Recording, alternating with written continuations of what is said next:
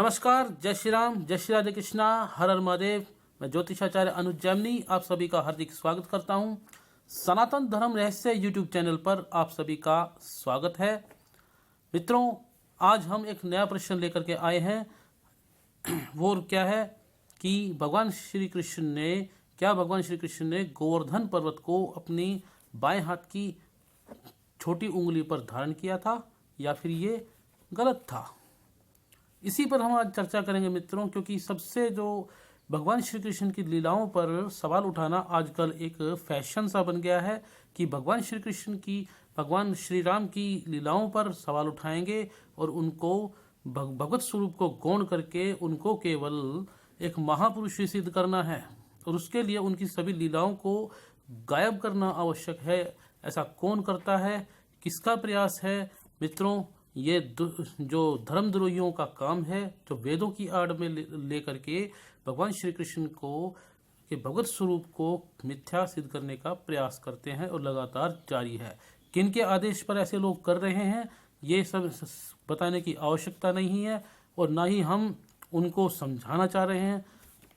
कुछ लोग तो मुझे भी बोल देते हैं वामपंथी।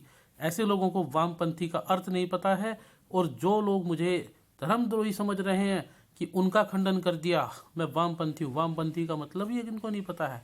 कम्युनिस्ट वामपंथी लोग जो धर्म से उल्टी विचारधारा के लोग हैं, जिनका धर्म से कोई मतलब नहीं है।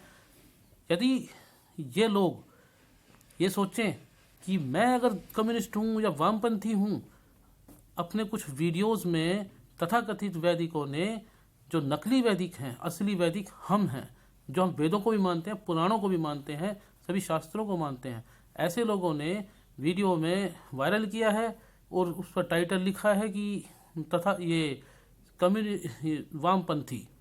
वामपंथी जो है जय श्री राम कभी नहीं बोलेगा, हर हर महादेव कभी नहीं बोलेगा, जय श्री कृष्ण नहीं बोलेगा। चलो, ये तो बात दूसरी रही, करने दीजिए ऐसे लोगों को। मेरे जो प्रिय सब्सक्राइबर, मेरे मित्र हैं, बंधु हैं, उनका आशीर्वाद, उनका प्रेम स्नेह मुझ पर बना रहे, जो मेरे साथ डटे हुए हैं, धर्म की लड़ाई में मेरे साथ हैं।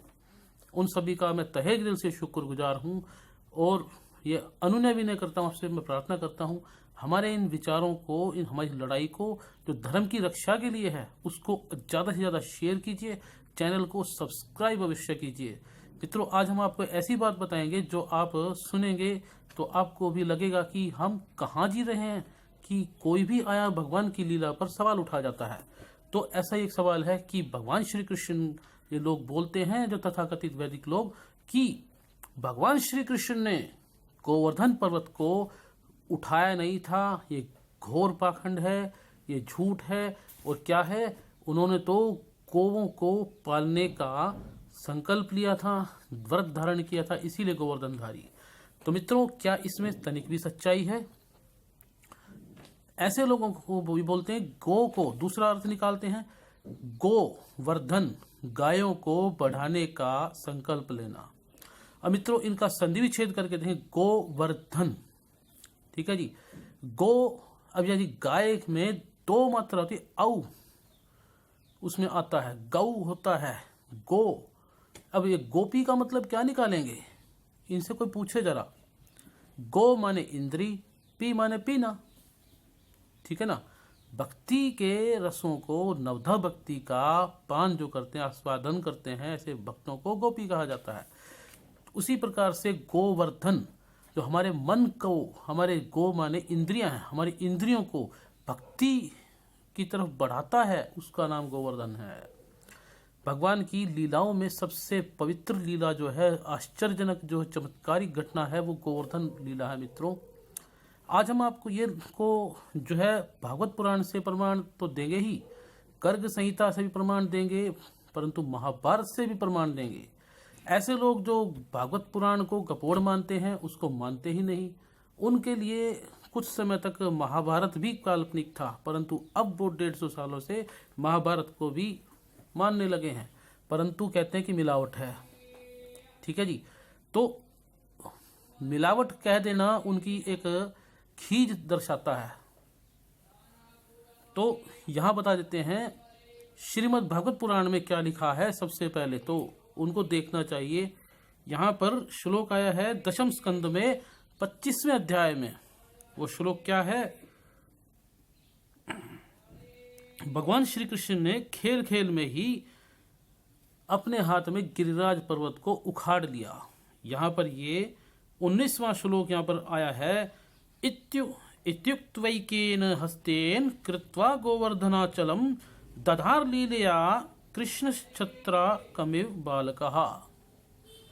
अब यहाँ पर ऐसे लोगों से पूछना चाहिए, संस्कृत व्याकरण लगाइए, व्याकरण के हिसाब से बताओ यहाँ पर छत्र का मतलब क्या है। और यहाँ पर हस्तेन कृत्वा गोवर्धनाचलम, गोवर्धन पर्वत को उखाड़ कर अपने हाथों पर यहाँ पर दधार लीला, लीला खेल खेल में ही लीला पूर्वक धारण कर लिया।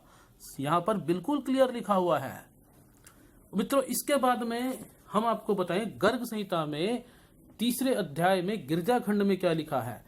गर्गाचार्य मुनि कोई पागल नहीं थे, बेवकूफ नहीं थे। इन लोगों ने तो ये समझा कि ये सब पाखंड है। गर्गाचार्य महाराज जी ने जो वर्णन किया है 3 अध्याय में गिरिराज खंड में लिखा है, वहां पर लिखा है कि भगवान श्री कृष्ण ने लीलापूर्वक यही लिखा है, गोवर्धन पर्वत को अपने हाथों पर धारण कर लिया। और अब महाभारत का प्रमाण हम लेकर के आएंगे मित्रों। गंगा पुत्र भीष्म ने महात्मा युधिष्ठिर, धर्मराज युधिष्ठिर को भगवान श्री कृष्ण के बारे में, उनकी लीला के बारे में बताते हुए क्या कहा है। सभा पर्व में अर्धाभिहरण पर्व के 38वें अध्याय में ये श्लोक आया है, देखिए। तम दृष्ट्वा गोपका सर्वे कृष्णमेव स्मृत्यन् पूज्यमानस्तो गोपैर दिव्यम वपुर्धार्यत।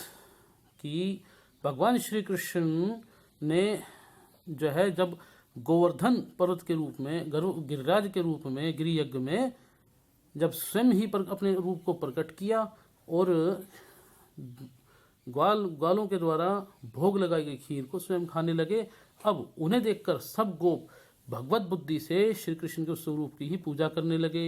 गोपाल द्वारा पूजित श्री कृष्ण ने दिव्य रूप धारण कर लिया। अब अगला श्लोक देखिए, हम पढ़ रहे हैं, बता रहे हैं आपको सभा पर्व के अर्धाभिहरण पर्व में 38वें अध्याय का श्लोक। धृतो गोवर्धनो नाम सप्ताहम पर्वस्तदा शिशुना वासुदेवेन गवार्थमरी मर्दना। अब यहां पर धृतो का मतलब धारण करना है। गोवर्धनो, गो यहां पर इनके हिसाब से गो का मतलब तो गाय हो गया और वर्धनो का मतलब संवर्धन करने वाला। परंतु व्याकरण के तौर पर इनको ये ज्ञान नहीं है। गौ में 2 मात्रा आती है, औ की मात्रा आती है, औ माने औरत, ठीक है। इनको स्वर का ज्ञान नहीं है, व्यंजन का ज्ञान नहीं है। अब ये कैसी व्याकरण लगाते हैं मित्रों। अगर मान लिया चलो ये लगा ले, गाय को बढ़ाने का संकल्प लिया, इसीलिए गोवर्धन नाम सप्ताहम पर्वस्तदा। यहाँ पे पर्वत का जिक्र आया है, क्या है। ये लोग कहते हैं कि पर्वत जो गोवर्धन हरा भरा क्षेत्र था, गायों को वहां चराने के लिए ले जाते थे। वाह भाई वाह। शिशुना वासुदेवेन गवार्थमरी मर्दना, इसका मीनिंग क्या है। अब आगे देखिए क्या लिखा है श्लोक में, ये इनकी पोल खोल देने के लिए काफी है। क्रीड मानस तदा कृष्ण कृत्वान करम दुष्करम तद अद्भुत मिवा त्रासीत सर्वलोकस्य भारत। बोलते हैं गंगा पुत्र भीष्म, हे महात्मा युधिष्ठिर, हे भरत नंदन, उस समय श्री कृष्ण ने खेल ही खेल में ये अत्यंत दुष्कर कर्म कर डाला, मुश्किल काम कर डाला कि जो सब लोगों के लिए अद्भुत सा कर्म था। अब भैया यहाँ पर अद्भुत कार्य क्या था। गाय को चराना कोई अद्भुत कार्य नहीं है, ठीक है। गाय को तो ग्वाल बाल चराते ही हैं, गौ माता को। यहाँ पर दुष्कर कार्य यही था कि तो गोवर्धन पर्वत को उठाया अपनी तितली उंगली पर, बाएं हाथ की उंगली से। तो अब यहाँ पर ये इसको क्या कहेंगे, कहेंगे कि मिलावट है भैया। हमारे महाभारत में लिखा है, गर्ग संहिता में लिखा है, श्रीमद् भागवत महापुराण में लिखा है कि भगवान श्री कृष्ण ने योग माया के बल पर योग माया जो को आदेश दिया, और भाई तुम व्यापक रहना, लोगों को पता भी ना चले, और ये गोवर्धन पर्वत को मैं अपनी शक्ति से उठाऊंगा, ये संकल्प लिया था। दूसरी बात, गर्ग संहिता में तो यहां तक वर्णन है, भगवान श्री कृष्ण ने अपने सुदर्शन चक्र को भी आज्ञा दी कि जब देवराज इंद्र ने वर्षा की थी, क्योंकि भगवान श्री कृष्ण ने इंद्र की पूजा बंद करा करके गोवर्धन पूजा गोवर्धन गिरिराज यज्ञ आरंभ कराया। ठीक है, ये मूर्ति पूजा का सबसे बड़ा प्रमाण है जो महाभारत में है। इसीलिए ये लोग इस लीला को गौण कर देना चाहते हैं, छुपा देना चाहते हैं, हाइड कर देना चाहते हैं कि उनकी पोल खुल जाएगी। जो निराकार उपासना का गलत अर्थ लेते हैं और जो आकारहीन परमेश्वर जिसका कोई आकार ही नहीं है, उनकी स्थापना के लिए वेदों का अर्थ गलत लेते हैं। और ये यहाँ से अगर मान लिया श्लोक पढ़ेंगे तो उनका खंडन हो जाएगा। रामायण महाभारत 18 पुराण पंचम वेद है मित्रों, ऐसा उपनिषदों में वर्णन आया है। ठीक है, और महाभारत में भी ये महात्म्य में अध्याय नंबर 6 में लिखा है व्यास जी ने कि 18 पुराणों को पढ़ने का वही फल मिलेगा। पढ़ने वालों को, भक्तों को, जो महाभारत को पढ़ेगा उनको वही फल प्राप्त होगा जो 18 पुराणों को पढ़ने का मिलता है। तो मित्रों, आप सभी को ये जानकारी कैसी लगी उसके लिए कमेंट अवश्य करें और चैनल को सब्सक्राइब करना ना भूलें अधिक जानकारी के लिए। और हमारे साथ आप बने रहे, आपके प्रेम का मैं आभारी हूँ। तो छोटा सा प्रयास है जानकारी देने का। भगवान श्री कृष्ण ने गोवर्धन पर्वत को उठाया था, ये मैं नहीं बोल रहा, ये हमारी कल्पना नहीं है, ये महाभारत में लिखा है। तो मित्रों, मुझे इजाज़त दीजिए, अगली वीडियो में नई विषय के साथ मैं फिर आऊँगा। जय श्री राम।